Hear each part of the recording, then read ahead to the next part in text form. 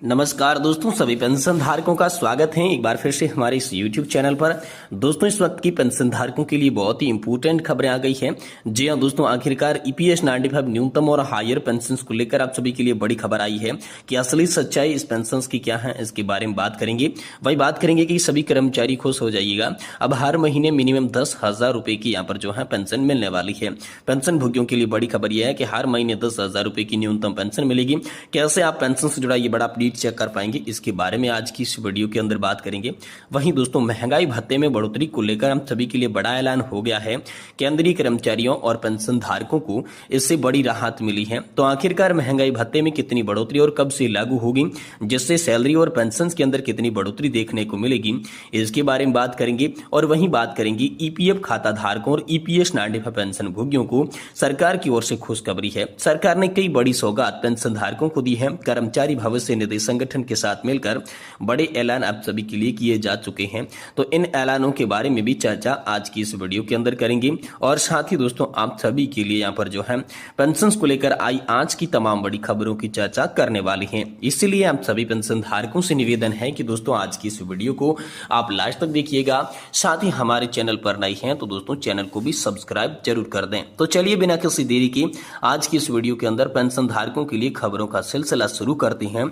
और पहली बड़ी खबर की बात करते हैं कि पेंशन भोगियों के लिए आई अभी बड़ी खबर, हर महीने मिलेगी 10,000 रुपए की न्यूनतम पेंशन।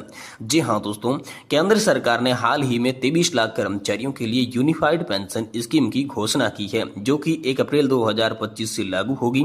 इस योजना का लाभ केंद्रीय कर्मचारियों को मिलेगा। केंद्रीय मंत्री अश्विनी वैष्णव ने बताया कि इस योजना के तहत न्यूनतम पेंशन 10,000 रुपए की होगी। हालांकि इस पेंशन को पाने के लिए कुछ जरूरी शर्तें भी तय की गई है, जिन्हें पूरा करना भी जरूरी है।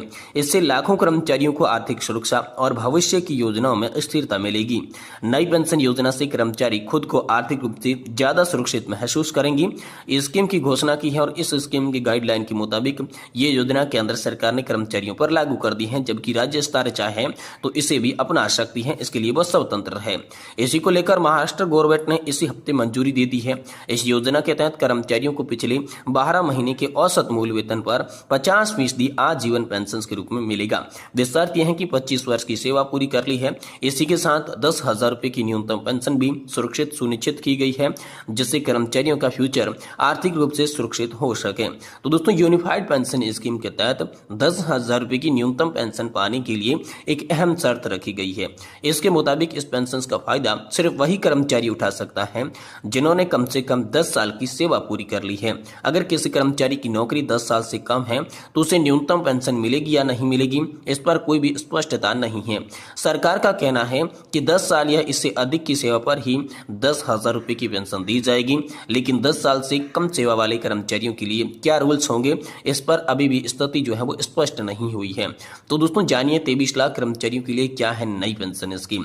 यूनिफाइड पेंशन स्कीम के तहत अगर कोई कर्मचारी 10 साल से ज्यादा और 25 साल से कम नौकरी करता है तो उसकी पेंशन एक खास फॉर्मूले के आधार पर तय होगी है।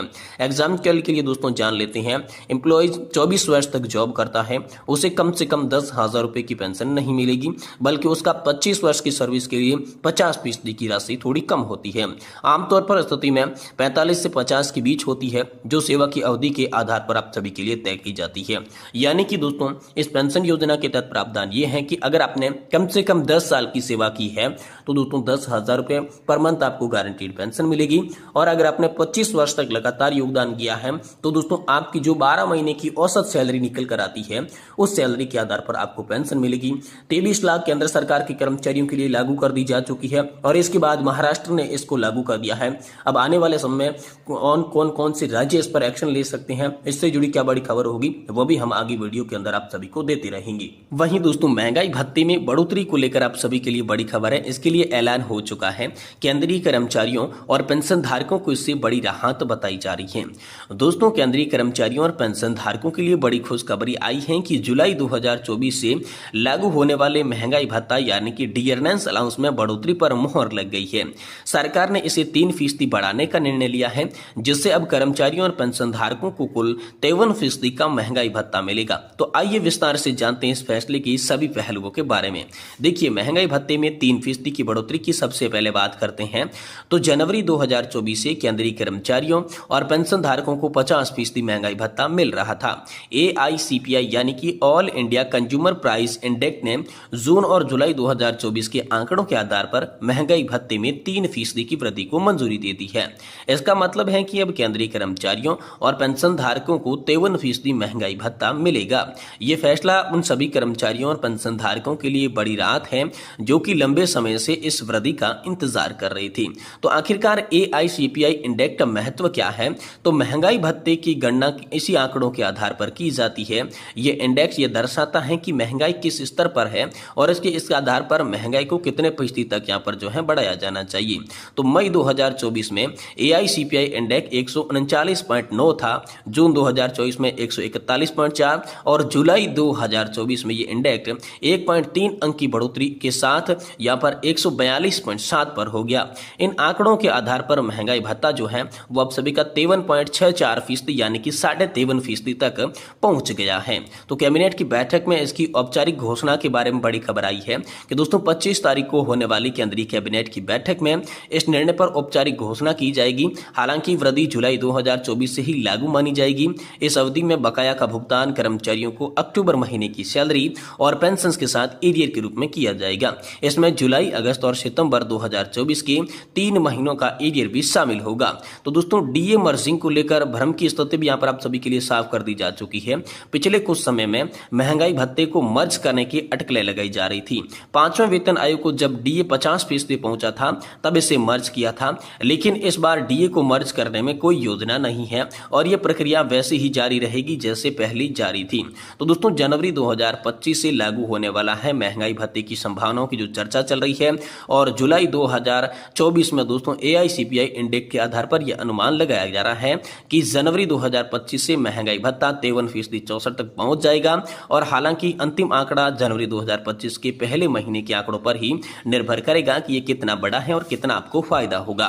वहीं दोस्तों EPF खाता धारकों के लिए और साथ ही EPS 95 पेंशन भोगियों के लिए बड़ी खुशखबरी है। सरकार ने कई बड़ी सौगातें आप सभी को दे दी है।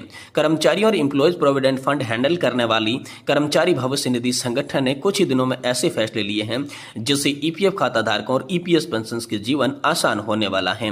कर्मचारी भविष्य निधि संगठन ने 1 जनवरी 2025 से देश में सभी बैंकों की शाखाओं से पेंशन निकालने को मंजूरी दे दी है, जिससे पेंशन भोगियों को लाभ होगा। कर्मचारी भविष्य निधि संगठन ने एडवांस क्लेम के लिए ऑटो क्लेम की लिमिट को भी बढ़ा दिया है।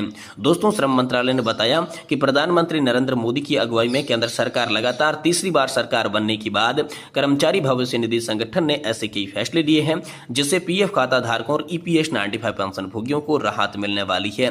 4 सितंबर 2024 को कर्मचारी भविष्य निधि संगठन ने सेंट्रल बोर्ड ऑफ ट्रस्टीज के सेंट्रलाइजेशन पेंशन पेमेंट सिस्टम को प्रस्ताव को मंजूरी दे दी, जिसे 1 जनवरी 2025 को लॉन्च किया जाएगा। सेंट्रलाइजेशन पेंशन पेमेंट सिस्टम की लॉन्चिंग के बाद कर्मचारी भविष्य निधि संगठन के 77 लाख पेंशन भोगी पूरे देश में किसी भी बैंक के और किसी भी शाखा से पेंशन निकाल सकेंगे। कर्मचारी भविष्य निधि संगठन की इस सुविधा से उन लोगों को सबसे ज्यादा फायदा होगा जो रिटायरमेंट के बाद अपने होम टाउन में शिफ्ट हो गए हैं। और वहीं दोस्तों एडवांस क्लेम की लिमिट को भी 1 लाख रुपए कर दिया गया है। कर्मचारी भविष्य निधि संगठन ने EPF खाता धारकों के लिए पार्शियल विड्रॉल यानी कि एडवांस क्लेम के लिए ऑटो क्लेम की लिमिट को बढ़ा दिया है। इस लिमिट को 50,000 रुपए से बढ़ाकर 1 लाख रुपए कर दिया गया है। हाउसिंग, एजुकेशन और शादी के अलावा बीमारी के केस में EPF सब्सक्राइबर के लिए ये फैसिलिटी अवेलेबल कराई जाती है, जिसके नियमों में यहाँ पर बड़ा बदलाव आप सभी के लिए हो चुका है। वही दोस्तों कर्मचारी भविष्य निधि संगठन ने विड्रॉल के नियमों में बदलाव किया है, जिससे पहले 6 महीने की कम सेवा अवधि के साथ जो पेंशन धारक है वो विड्रॉल नहीं कर सकती थी, लेकिन अब ये विड्रॉल की सुविधा उन्हें दे दी जा चुकी है। तो ये बड़े फैसले आप सभी के लिए कर्मचारी भविष्य निधि संगठन के द्वारा हाल फिलहाल में पेंशन धारकों के हित में लिए गए हैं।